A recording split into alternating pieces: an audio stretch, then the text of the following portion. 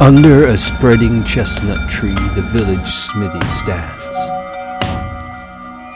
The smith, a mighty man is he, with large and sinewy hands, and the muscles of his brawny arms as strong as iron bands.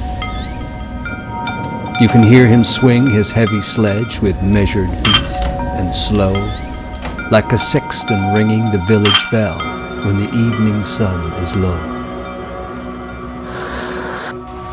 Toiling, rejoicing, sorrowing, onward through life he goes,